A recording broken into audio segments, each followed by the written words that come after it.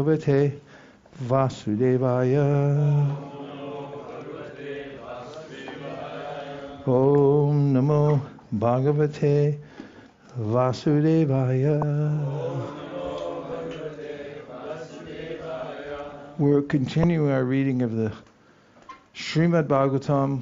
We're on canto number 3, as everybody in Vrindavan knows by now.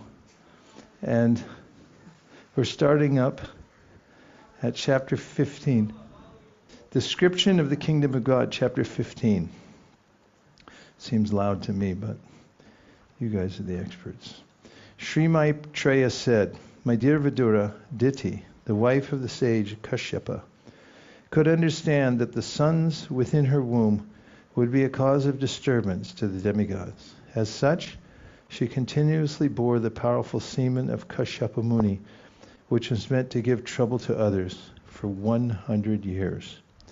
The great sage Sri Maitreya was explaining to Vidura the activities of the demigods, including Lord Brahma, when Diti heard from her husband that the sons she bore within her abdomen would be causes of disturbances to the demigods. She was not very happy. There are 2 classes of men, devotees and non-devotees. Non-devotees are called demons, and devotees are called demigods. No sane man or woman can tolerate the non-devotees giving trouble to devotees. Diti, therefore, was reluctant to give birth to her babies. She waited for 100 years so that at least she could save the demigods from the disturbance for that period. By the force of the pregnancy of Diti, the light of the sun and moon was impaired in all the planets, and the demigods of various planets, being disturbed by that force, asked the creator of the universe, Brahma, "What is this expansion of darkness in all directions?" Purport: it appears from this verse of Srimad Bhagavatam that the sun is a source of light for all the planets in the universe. The modern scientific theory which states that there are many suns in each universe is not supported by this verse. It is understood that in each universe there is only one sun which supplies light to all the planets. In Bhagavad Gita, the moon is also stated to be one of the stars. There are many stars, and when we see them glittering at night, we can understand that they are reflections of light, just as moonlight is a reflection of sunlight. Other planets also reflect sunlight, and there are many other planets which cannot be seen by our naked eyes. The demoniac influence of the suns in the womb of Diti expanded darkness throughout the universe. Fortunate demigods said, "O Great One, just see this darkness, which you know very well, and which is causing us anxieties. Because the influence of time cannot touch you, there is nothing unmanifest before you." Purport: Brahma is addressed herein as Vibhu and as the personality of Godhead. He is the Supreme Personality of Godhead's incarnation of the mode of passion in the material world. He is non-different in the representative sense from the Supreme Personality of Godhead, and therefore the influence of time cannot affect him. The influence of time, which manifests as past, present, and future, cannot touch higher personalities like Brahma and other demigods. Sometimes demigods and great sages who have attained such perfection are called Trikalagya. 4. O God of the demigods, sustainer of the universe, head jewel of all the demigods in other planets, you know the intentions of all living entities in both the spiritual and material worlds. Purport: because Brahma is almost on an equal footing with the personality of Godhead, he is addressed here as the God of the demigods, and because he is the secondary creator of this universe, he is addressed as the sustainer of the universe. He is the head of all the demigods, and therefore he is addressed here as the head jewel of the demigods. It is not difficult for him to understand everything which is happening in both the spiritual and material worlds. He knows everyone's heart and everyone's intentions. Therefore he was requested to explain this incident. Why was the pregnancy of Diti causing such anxieties all over the universe? O original source of strength and scientific knowledge, all obeisances unto you. You have accepted the differentiated mode of passion from the Supreme Personality of Godhead. With the help of external energy, you are born of the unmanifested source. All obeisances unto you. Purport: the Vedas are the original scientific knowledge for all departments of understanding, and this knowledge of the Vedas was first impregnated into the heart of Brahma by the Supreme Personality of Godhead. Therefore, Brahma is the original source of all scientific knowledge. He is born directly from the transcendental body of Garbhodakshai Vishnu, who is never seen by any creature of this material universe, and therefore always remains unmanifested. Brahma is stated here to be born of the unmanifested. He is the incarnation of the mode of passion in material nature, which is the separated external energy of the Supreme Lord. O Lord, all these planets exist within yourself, and all the living entities are generated from you. Therefore, you are the cause of this universe, and anyone who meditates upon you without deviation attains devotional service. There is no defeat in this material world for persons who control the mind and senses by controlling the breathing process, and who are therefore experienced mature mystics. This is because by such perfection in yoga, they have attained your mercy. The purpose of yogic performances is explained here. It is said that an experienced mystic attains full control of the senses and the mind by controlling the breathing process. Therefore, controlling the breathing process is not the ultimate aim of yoga. The real purpose of yogic performances is to control the mind and the senses. Anyone who has such control is to be understood to be an experienced, mature mystic yogi. It is indicated here that a yogi who has control over the mind and senses has the actual benediction of the Lord, and he has no fear. In other words, one cannot attain the mercy and benediction of the Supreme Lord until one is able to control the mind and the senses. This is actually possible when one fully engages in Krishna consciousness. A person whose senses and mind are always engaged in the transcendental service of the Lord has no possibility of engaging in material activities. The devotees of the Lord are not defeated anywhere in the universe. It is stated, Narayana Parak Sarve, one who is Narayana Para, or a devotee of the Supreme Personality of Godhead, is not afraid anywhere, whether he is sent to hell or promoted to heaven. All the living entities within the universe are conducted by the Vedic directions, as a bull is directed by the rope attached to its nose. No one can violate the rules laid down in the Vedic literatures. To the chief person who has contributed the Vedas, we offer our respect. Purport: the Vedic literatures are the laws of the Supreme Personality of Godhead. One cannot violate the injunctions given in the Vedic literatures any more than one can violate the state laws. Any living creature who wants real benefit in life must act according to the direction of the Vedic literature.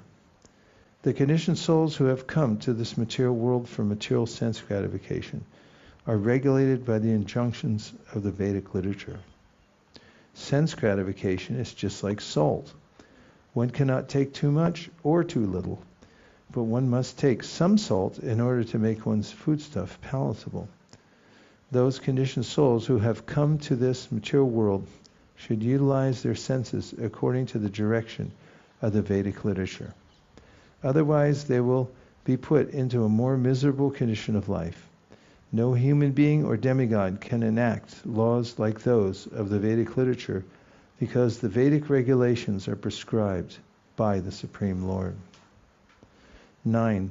The demigods prayed to Brahma, "Please look upon us mercifully." For we have fallen into a miserable condition. Because of the darkness, all our work has been suspended. Purport: because of complete darkness throughout the universe, the regular activities and engagements of all the different planets were suspended. In the north and south poles of this planet, there are sometimes no divisions of day and night. Similarly, when the sunlight does not approach the different planets within the universe, there is no distinction between day and night.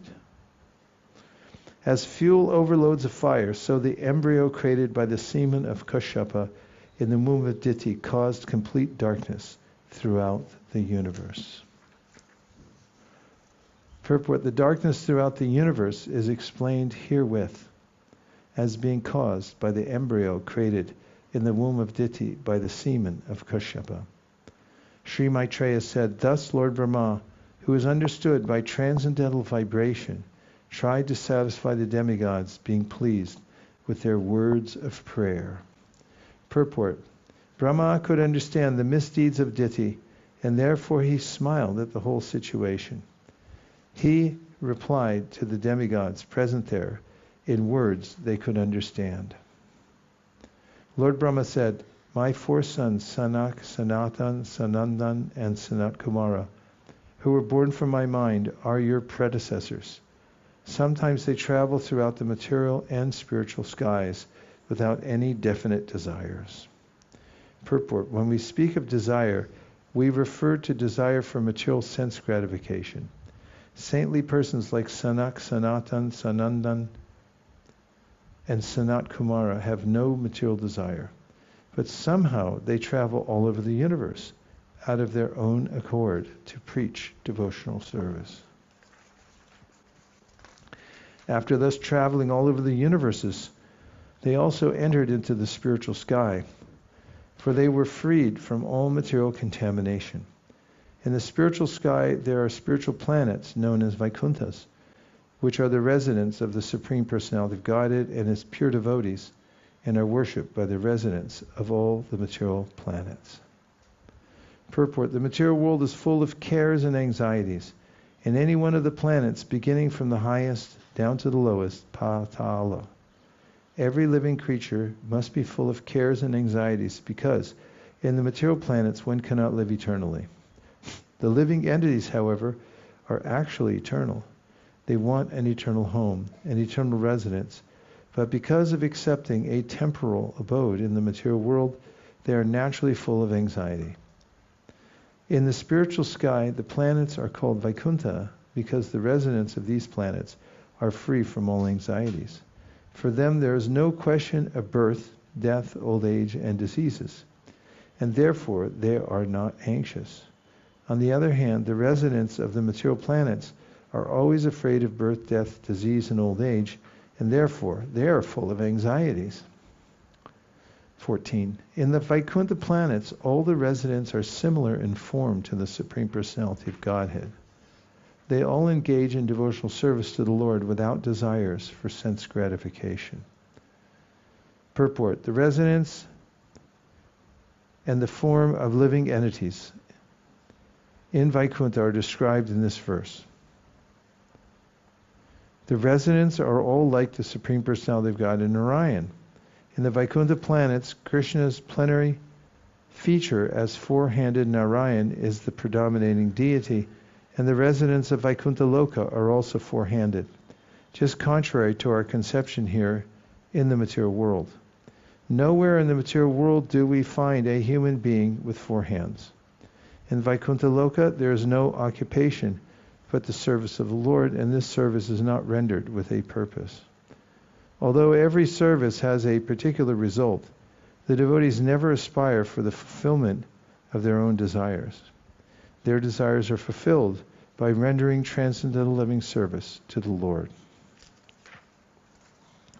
In the Vaikuṇṭha planets is the Supreme Personality of Godhead, who is the original person and who can be understood through the Vedic literature. He is full of the uncontaminated mode of goodness, with no place for passion or ignorance. He contributes religious progress for the devotees. Purport: the kingdom of the Supreme Personality of Godhead in the spiritual sky cannot be understood by any process other than hearing from the description of the Vedas. No one can go see it. In the material world also, one is unable to go to a very far distant place by motorized conveyances. One who is unable to go to a far distant place by motorized conveyances can only understand about that place from authentic books. Similarly, the Vaikuṇṭha planets in the spiritual sky are beyond this material sky. The modern scientists who are trying to travel in space are having difficulty going even to the nearest planet, the moon. They say nothing of the highest planets within the universe. There is no possibility that they can go beyond the material sky, enter the spiritual sky, and see for themselves the spiritual planets, Vaikuṇṭha.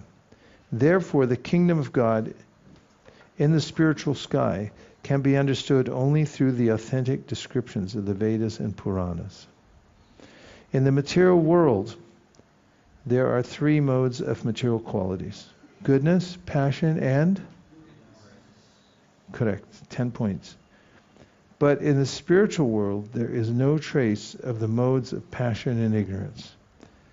There is only the mode of goodness, which is uncontaminated by any tinge of ignorance or passion. In the material world, even if a person is completely in goodness, he is sometimes subject to be polluted by tinges of the modes of ignorance and passion. But in the Vaikuṇṭha world, the spiritual sky, only the mode of goodness in its pure form exists.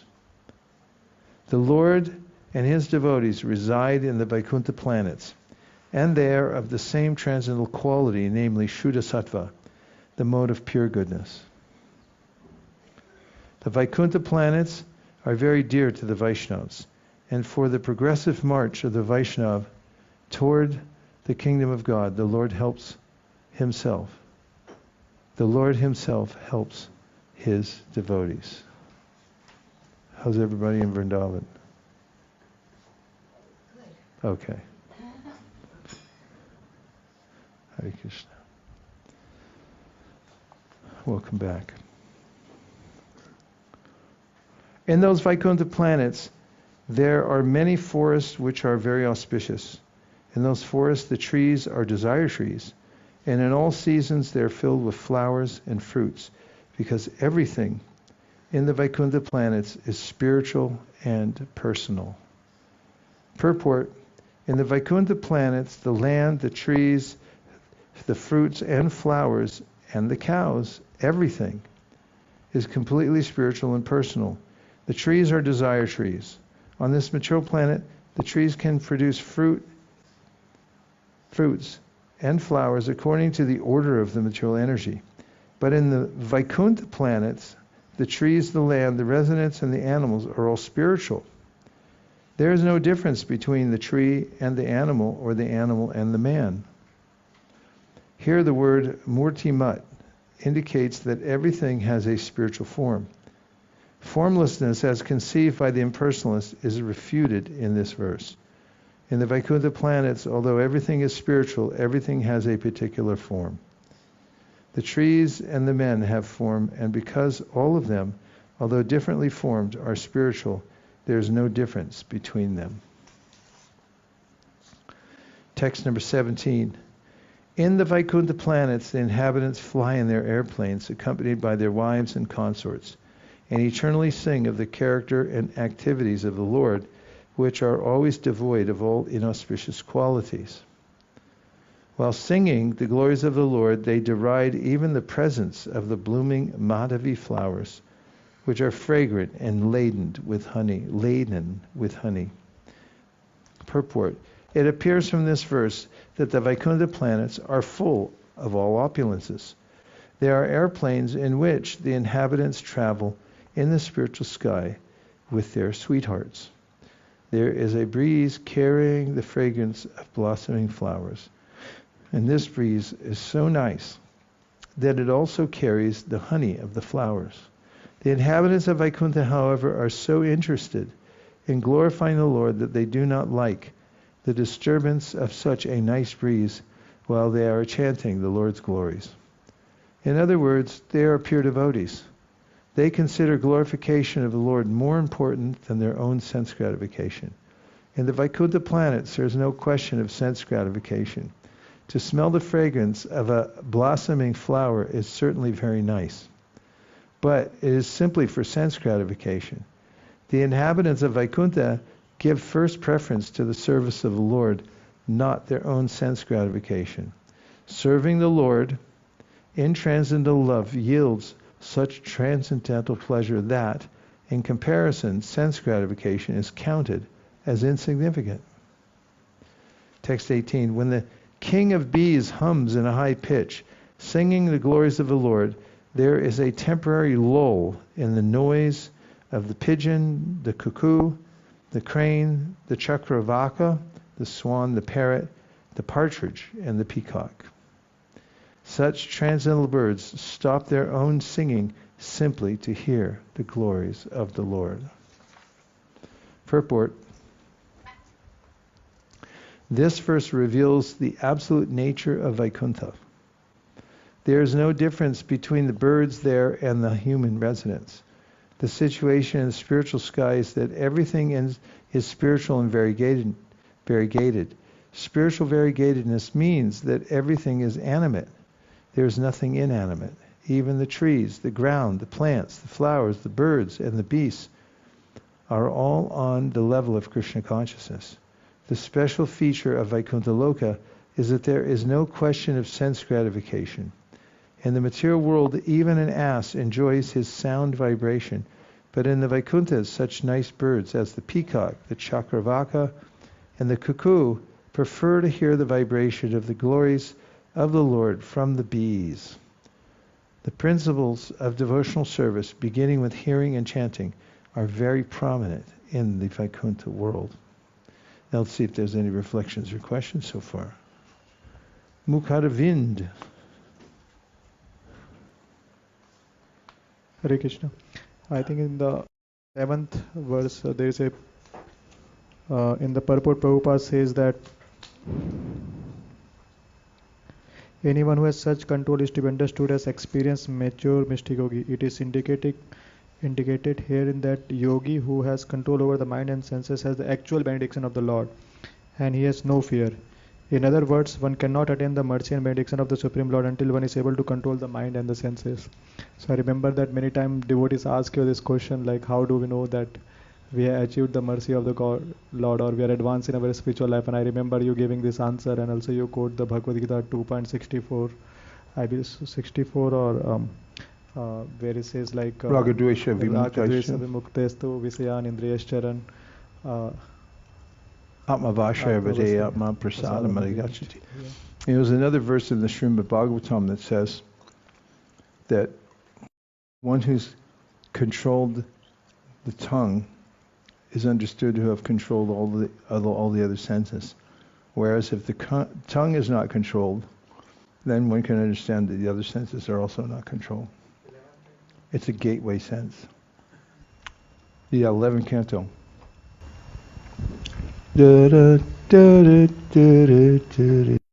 Hare Krishna.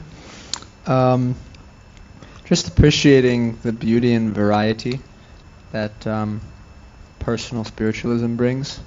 And it reminds me of this personality named Bhakta Lee in New York, who's kind of like someone who was like a hippie in the 60s but never became a devotee, but like super favorable to devotees, and he would start coming to the Harinam, and Ram Roy would finish and he would give his purport talking about something about the holy name, and then he would, this was like a couple of years ago, he would just saying everything is all one, it's in the end of the day it's all one. And now at the end of Harinam, just the power of doing Harinam with us all the time, and when Ram Roy finishes he just says it's all variegated. It's all variety. Just appreciating the power of the holy name and how it brings such a beauty. That's wonderful. Yeah. And I like the first few words. It sound like to a country western ballad. He was a hippie in the 60s.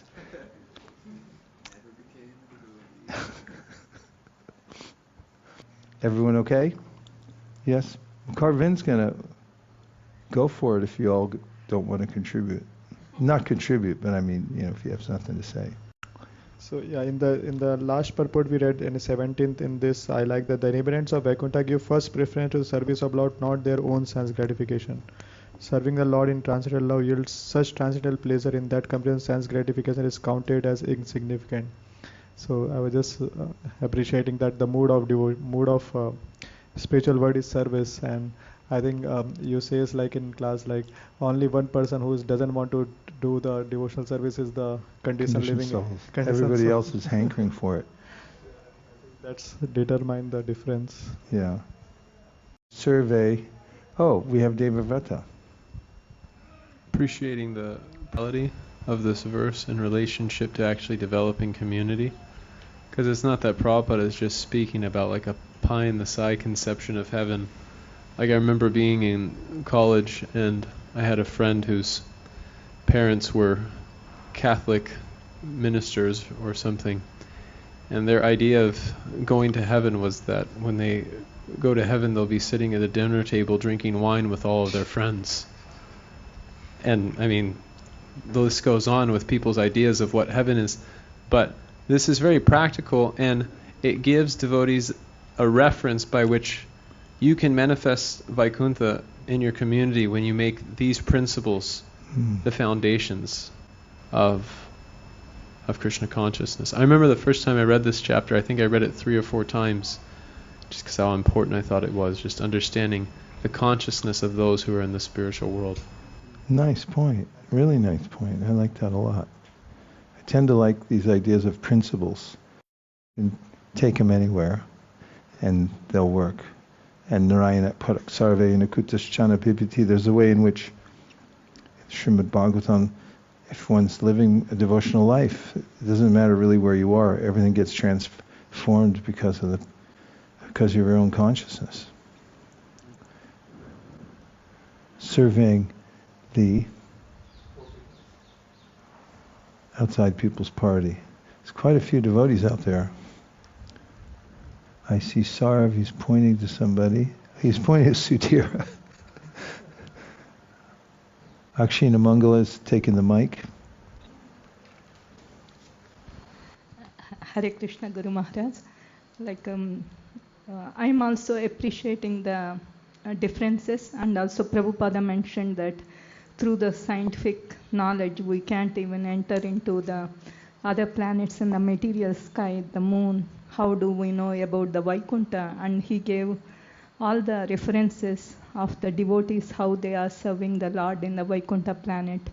Vaikuṇṭha means where there is no anxiety. And I was thinking that when, if I think about what is there for me, and if I work for that, and if I don't get it, there is an anxiety. If I don't think about what's there for me, and if I do something without any motivation and without any expectation, where there is no anxiety. So wow. Reaching that stage itself will tell that the progress of the devotee. Thanks, Akshin Mangala. Very high-minded statement there. If more people like that.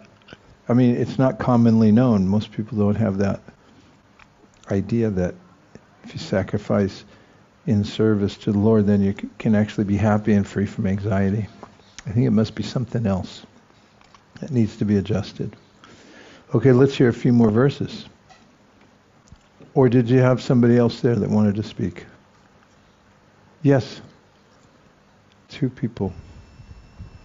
Hare Krishna Maharaj. So I just wanted to double check that in the spiritual world there is a total competition, but no envy. Is that right? That's right. Okay. Hare Krishna. Hare Krishna. Guru Maharaj, in the verse 15, chapter 6th verse, part of the translation reads, anyone who meditates upon you without deviation attains devotional service. And this immediately connected me to the verse, Ananyas chintayanto mam ye jana paryupasate tesham nityabhiyuktanam yogakshemam vahamyam. And to the idea of attentive chanting to fix our mind on Krishna without deviation. It's helpful to know. And Krishna says it in many places, that if you just give your attention to him, you don't have to worry about anything else. We read this morning, Vedeshu yagneshu tapasu chaiva dhaneshu yat punya palam pratishtam atyeti tat sarvamidam vaditva yogi param stanam upaiti chadyam. If you just, those who are only focused on Krishna, they don't have to worry, says this chapter, about when they leave the world, because Krishna will take care of it. Yogis are calculating exactly what time to leave. They're trying to develop their powers so they can raise the life airs to the top of the head and navigate their way through a certain route to get out of the material world. But the devotees, they don't have to worry about it at all. They didn't even think about it. And then he says, Naite striti partajanan yogi muti muyati kashchana tasmat. And then he says, Vedeshu yagneshu tapasu chaiva. If you're a devotee, you're not bereft of the results from studying all the Vedas. Vedeshu yagneshu, any yagya that anybody you performed, you get the benefit of that by doing devotional service. Vedeshu yagneshu tapasu, any tapasya. Daneshu, any charity. Daneshu yet punya palam pradishtam, any kind of punya available. It's all there in devotional service. Okay, that's it. We're going to take it to a couple more verses, and then we'll start gravitating towards the Damodara Ashtakam, because it's a night off for you, not me. Although flowering plants like the mandara, kunda, kurabhaka, utpal, kampak, arna, punaga, nagakeshara, bakula, lily, parijata are full of transcendental fragrance, they are still conscious of the austerities performed by Tulsi. As given, Tulsi is given special preference by the Lord, who garlands himself with Tulsi leaves. Purport: the importance of Tulsi leaves is very clearly mentioned here. Tulsi plants and their leaves are very important in devotional service. Devotees are recommended to water the Tulsi tree every day and collect the leaves to worship the Lord. One time, an atheistic Swami remarked, "What is the use of watering the Tulsi plant? It is better to water eggplant. By watering the eggplant, one can get some fruits. But what is the use of watering Tulsi?"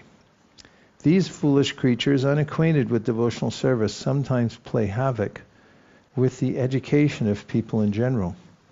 The most important thing about the spiritual world is that there is no envy among the devotees there. This is true even among the flowers, which are all conscious of the greatness of Tulsi. In the Vaikuṇṭha world entered by the four Kumars, even the birds and flowers are conscious of service to the Lord. In the Gitavali, Bhaktivinoda Thakur talks about his garden, and he mentions all the varieties of flowers he's going to plant, and then he says, and I'll put Tulsi as the empress of the whole garden. And this thing about eggplant, because eggplant, it's considered the least nutritious. So it's almost like a useless vegetable, except for the taste. And sorry if any Bengalis here, I didn't mean to offend anybody. What is the use of watering the Tulsi plant is better than watering eggplant. He tried to give this heavy insult. They have no spiritual knowledge. 20. The inhabitants of Vaikuṇṭha travel in their airplanes made of lapis lazuli, emerald and gold. Although crowded by their consorts, who have large hips and beautiful smiling faces, they cannot be stimulated to passion by their mirth and beautiful charms. Purport: in the material world, opulences are achieved by materialistic persons by dint of their labor. One cannot enjoy material prosperity unless he works very hard to achieve it. But the devotees of the Lord who are residents of Vaikuṇṭha have the opportunity to enjoy a transcendental situation of jewels and emeralds. Ornaments made of gold bedecked with jewels are achieved not by working hard, but by the benediction of the Lord.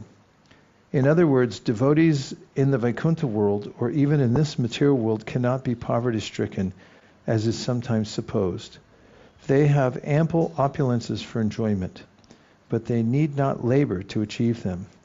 It is also stated that in the Vaikuṇṭha world, the consorts of the residents are many, many times more beautiful than we can find in this material world, even in the higher planets. It is specifically mentioned here that a woman's large hips are very attractive and they stimulate man's passion. But the wonderful feature of Vaikuṇṭha is that although the women have large hips and beautiful faces and are decorated with ornaments of emeralds and jewels, the men are so absorbed in Krishna consciousness that the beautiful bodies of the women cannot attract them. In other words, there is enjoyment of the association of the opposite sex, but there is no sexual relationship. The residents of Vaikuṇṭha have a better standard of pleasure, so there is no need of sex pleasure. 21. The ladies in the Vaikuṇṭha planets are as beautiful as the goddess of fortune herself. Such transcendently beautiful ladies, their hands playing with lotuses and their leg bangles tinkling, are sometimes seen sweeping the marble walls, which are bedecked at intervals with golden borders, in order to receive the grace of the Supreme Personality of Godhead. Purport. In the Brahma Samhita it is stated that the Supreme Lord Govinda is always served in his abode by many, many millions of goddesses of fortune. Lakshmi Sahasra Shata Sambrahma Sevimanam. These millions and trillions of goddesses of fortune who reside in the Vaikuṇṭha planets are not exactly consorts of the Supreme Personality of Godhead, but are the wives of the devotees of the Lord, and also engage in the service of the Supreme Personality of Godhead. It is stated here that in the Vaikuṇṭha planets the houses are made of marble. Similarly, in the Brahma Samhita it is stated that the ground on the Vaikuṇṭha planets is made of touchstone. Thus there is no need to sweep the stone in Vaikuṇṭha, for there is hardly any dust on it. But still, in order to satisfy the Lord, the ladies there always engage in dusting the marble walls. Why? The reason is that they are eager to achieve the grace of the Lord by doing so. It is also stated here that in the Vaikuṇṭha planets the goddesses of fortune are faultless. Generally, the goddess of fortune does not remain steadily in one place. Her name is Chanchala, which means one who is not steady. We find therefore that a man who is very rich may become the poorest of the poor.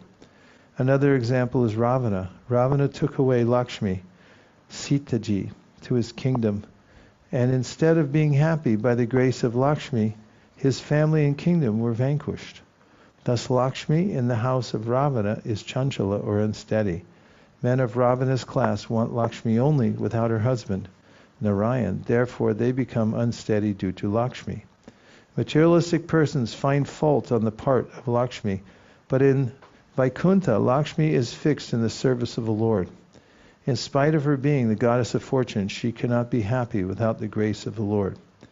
Even the goddess of fortune needs the Lord's grace in order to be happy.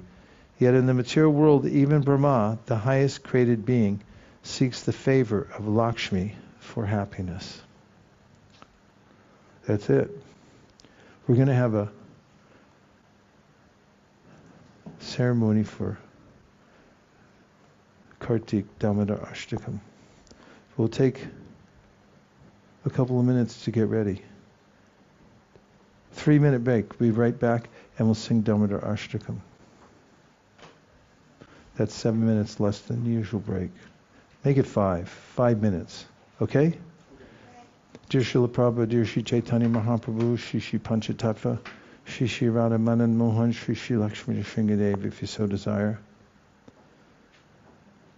Please instill in us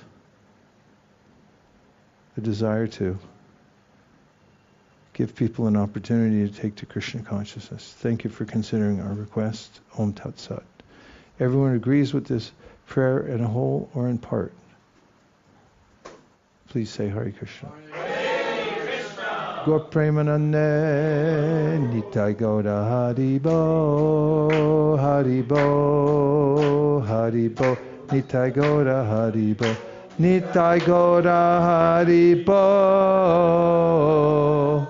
Haribo Haribo Nitai Gaura Haribo.